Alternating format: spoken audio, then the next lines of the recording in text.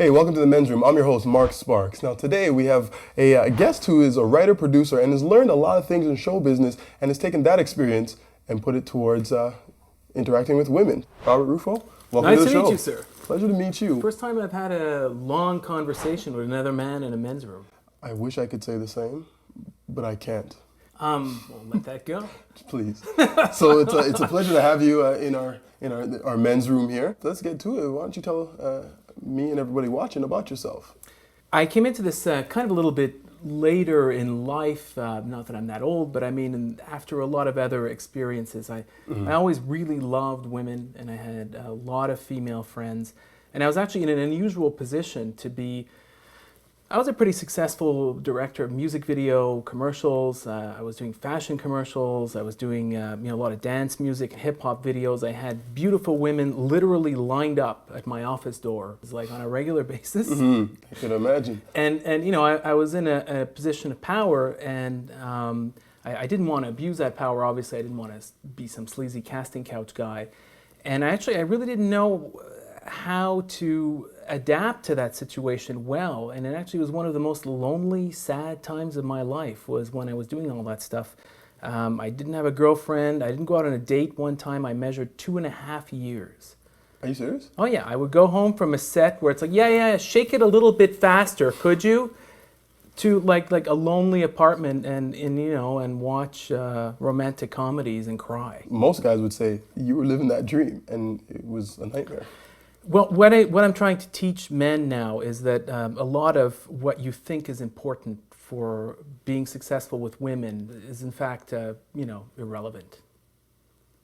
For one thing, power, there's no such thing as absolute power. There's this concept that a lot of people in the pickup community talk about, which is, being an alpha male, the man in charge being the powerful male in the very kind of hereditary sense of when we were cavemen, there was the alpha male and he'd bang all the girls in the cave, and the other guys would, I guess, watch from alcoves and, take matters into their own hands. But, now we have evolved. It isn't cave times anymore, and things are not simple that way. The real trick is realizing that every woman sees different things as alpha traits. I was in a bar once in Toronto, which was for bicycle couriers. And bike couriers hung out there, and they had these stacks that they would put on their shoulder of how many receipts they'd been able to do during their day. And basically a guy with he was packing a big stack, right, was the alpha male, literally, this environment. Yeah. And I mean, these guys, not to have any disrespect for them at all, but let's say they make less money than a banker. Okay, and a lot of people think, oh, if only I had money. Well, a banker walking in there, he's got no stack at all. He's just a total loser. I mean, he has no status. I think it's all about where women want to go with their lives. What is their dream world? The women there, they were happy to be bike couriers. They were into that, obviously, or else they would have gone somewhere other bar. Right. And so their dream world was there, this crazy life on a bike in downtown Toronto streets. And so, the men with status in that world, they could express it in a very simple way. Some other women, want to move into a world of wealth. Well, there the banker has more edge. And it's interesting, sometimes it's not obvious what really has status in a particular world. At one time, I realized that a lot of women who are professional dancers, I don't mean strippers, but like ballet and, right, professional stage dancers were interested in me. And I thought, well, I can't dance to save my life. Well, why? And then I realized I had a lot in common with the people who were choreographers in the world, because I was a director. So I was a lot like the actual alpha male in their world, and somehow they just thought, yeah, he's cool, I like him, I feel attracted to him. And they won't necessarily be able to analyze why, but you can, if you take time to think, realize which women you're more likely to have success with. Pick your context well. Because if you pick a context where there are a lot of women who are of the type to appreciate what you have to offer. Now, you should know what you have to offer. Why would a girl go out with you? I think 99% of being happy with women is knowing who to pick. Because there is a girl out there who will adore any type of guy. I mean, I know girls who go for guys who are sheepish and retiring. I know girls who go for guys who are, pickup artist types and always seem to be having their attention elsewhere than them. There's all kinds of girls, and they're all working through different issues within themselves. And, there's somebody out there, like, don't try to put a square peg in a round hole. I think that's one of the saddest things that I see people doing. There's all these guys learning pickup lines to trick women. You can only trick them so long. Like, what have you really got to offer? And if the answer to that question is nothing, either you need therapy, work on your self-esteem. No, really, I think therapy is one of the most important things you can get to become a good pickup artist. Be in tune with yourself, accept your emotions, and, on that, in that vein, I'd say, stop using pickup lines. Do not ever use pickup lines, ever in your life again, because they are the worst waste of time, and all it's going to do is chip away at your self-esteem. And there's that cheesy classic line that everybody uses, hey, I need a female opinion on something. Who lies more, men or women? Okay, now, unless you really are passionate about knowing the answer to that question, first of all, women have amazing bullshit meters, and they can tell you're full of shit. I definitely agree with what you're saying about the pickup line in terms of not, leaning on it, using it. But what about someone who has nothing to say as an opening sentence? I mean, it's almost a year from show business, so it's almost like an actor or a comedian. When I go up on stage, when I'm a young comedian, I'm going to have, for lack of a better term, canned material. I would say no good stand-up comic didn't write their own material. If you're going to be a brilliant stand-up comic, the ones we remember later, even when they were young, they were struggling to write their own material, which was part of them in a way that only their own could be. Like if I start reading Rodney Dangerfield lines on stage or Chris Rock, it's not going to be funny. Right, because it's not yours. Exactly, and because I don't fit those lines. And there is no line that could ever fit you more than what you could write yourself. At one time, I was in LA, I was drinking a lot, and I would go to... There was just a period in my life where I'd always be like, martini. So I was fucking around. I knew I was leaving town soon, so I didn't really care like if I succeeded with women or not. I was leaving town, so I didn't really want a relationship. So I tried all this cool stuff. And one of the things I tried was going up to women and saying, when I was in high school, I used to do really well in math class. It's just like that. And while I was saying it, I was thinking, when I eat your pussy, you're going to come so hard that you're not going to walk straight for a month. And I would say the most boring shit imaginable, but thinking that. Like, I would say, I hear we're going to get rain this week. And she would just... Okay, to you, it's creepy. Yeah, I'm glad I'm still in therapy. But, good. But, I'm curious, how did they react? Very well. It was one girl, I went up to her and I forget oh yeah, Chevrolet's new line of cars. It's just not beautiful. And I made out with her 2 seconds later. I'd never met this girl before. On the street, 3rd Street, I had an apartment on 3rd Street in Santa Monica. 3rd Street, I walked up to this girl and I said this to her and she just looked at me for a minute and then she half smiled and I just made out with her. And it helped that I was out on the street with a martini in my hand because I would fix martinis in my apartment and then walk up and down 3rd Avenue and like pick up girls. Do you like one? Yeah. It was like your lollipop. And she was up in my apartment. If you just like focus on your body language, make it sexual, but don't say sexual things. And the part of her that is verbal is very much making arguments against impulsive actions. It's the rational side. The part of her that's physical, reacting to your body, your tone of voice, the look in your eye, that part of her is the part of her that's willing to get wild. That's the animalistic part of her. So if you're talking to the animal in her, you're talking to the part that you want to get things going. You're talking to, for those purposes, the good part. And I don't want to reduce women to just that. And I don't mean that disrespectfully. No, I totally understand what you're saying. But a lot of verbiage, don't explain. Oh my God. When was the last time you saw a really good commercial that did a lot of explaining? Classic commercials are very simple, very tonal, very much about the image, about other things than the words. The words are simple, concise. And I just experimented with using no words, saying the most bullshit crap imaginable. Last week I bought a new watch. It's brand new, it's shiny. That's be emotionally engaging, and the most easy way to be emotionally engaging is to take off the veil.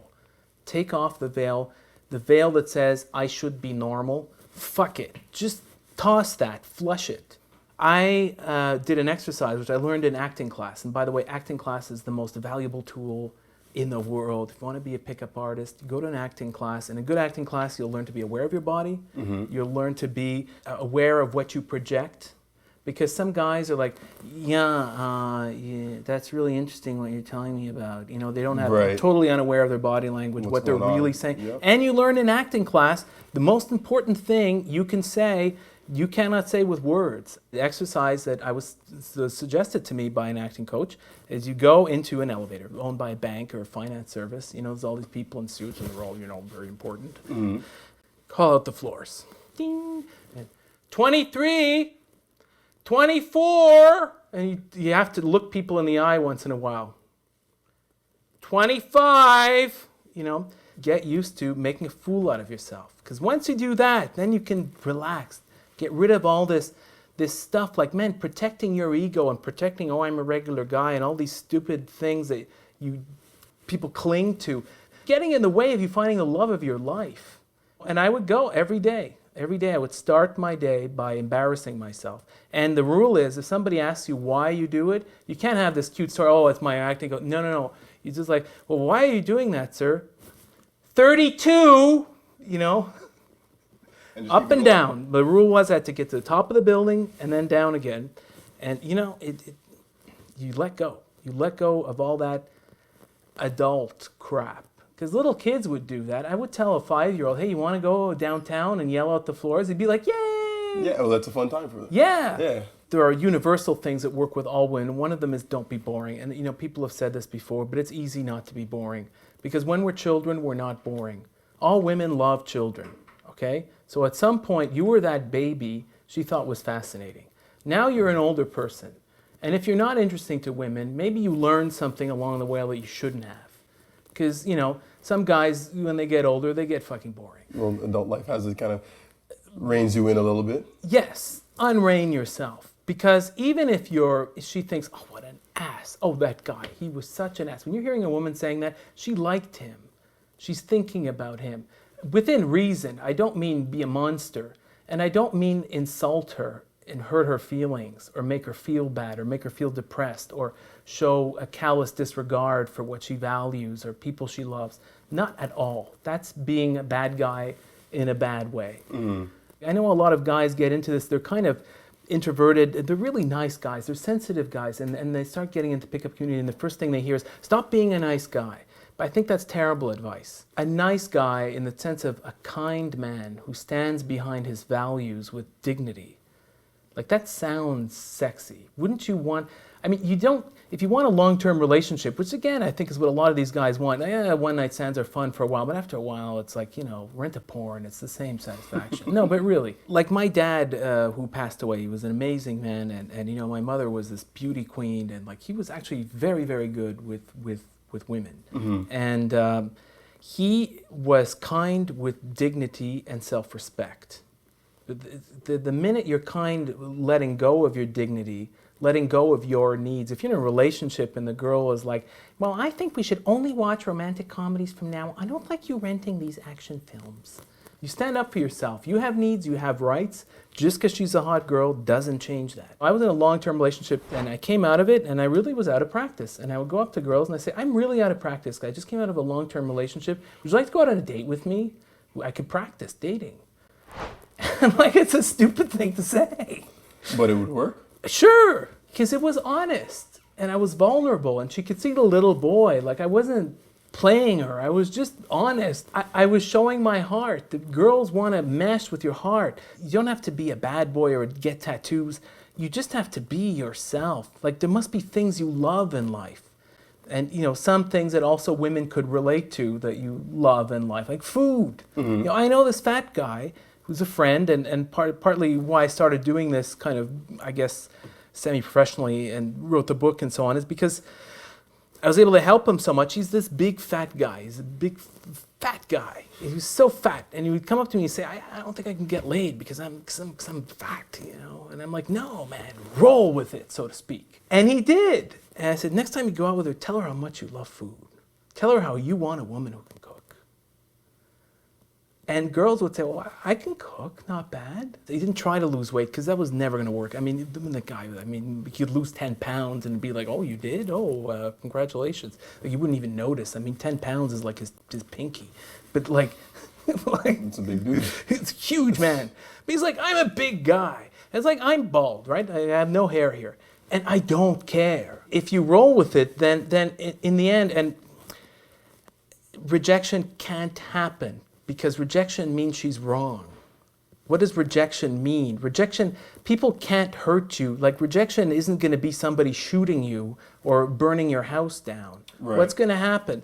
Rejection, men give all these beautiful women power. They don't have some kind of special skill to judge people. Mm-hmm. Men give them that power. They give them that power by choice. I don't care what some hot girls think of me. I care what other hot girls think of me because I respect their intelligence. And if they said, hey, you know what, your life is really taking a bad turn, you become a jerk, I would take it seriously because A, they really know me. I mean, you're picking up a girl in a bar, she doesn't know you. She knows what mood you're in that day. The most it could mean is, hey, I'm in a bad mood today, it ain't working. There are girls out there, and the minute I learned this, like this light bulb went up in my head that rejection meant nothing. There are girls who, as a hobby, to make themselves feel good, will go out with the intention of not sleeping with anybody, no matter what, dissing every guy they meet. If you learn to love rejection and to thank them for rejection, girls would reject me and I would say, you know, thank you so much for showing me you're a bitch so quickly. Didn't cost me any money, no therapy, nothing. You rock. Can I buy you a drink? Because if you're being yourself with a girl and she rejects you, she's just the wrong girl for you. And if she tells you right away, she's doing you a favor. You know, the horrible thing is also give you your number, go out with you. I don't really like him, but I don't know. He asked me out. I'll go out with him. I don't really like him. And then she'll go out with you and like you buy her dinner or whatever, which, by the way, you should never do, but don't spend money on a woman. In the same way as you just met a guy on the street, hey, we had fun talking, let's go out sometime. It's like, you know, you send a limo to pick him up. Again, it's like, don't call me. I'll take the limo with my other friends. You know, buy her dinner when you know her. Buy her dinner because it's her birthday. Buy her dinner because she did you a favor. Right. It's just simple. I mean, ask yourself, would you do that if she were a hairy, fat man? Don't do anything for hot girls that you wouldn't do for a hairy, fat man because they're just hot girls. They didn't earn it, and they know they didn't earn it. And they'll respect you if you look at them the same way they look at themselves. They're like, hey, I got this body for free. Yeah, whoopee, who cares? And you know, it makes sense. Because think of these women, you know, some of them, their lives are a little more boring than they thought they might be. Sure. You know, they 5 years ago, they were watching Sex in the City. They thought they'd be one of those characters now. But instead, they're in a cubicle and like the fluorescents bzzz all day. You're right. And it's like, it just ain't happening. So you're out there.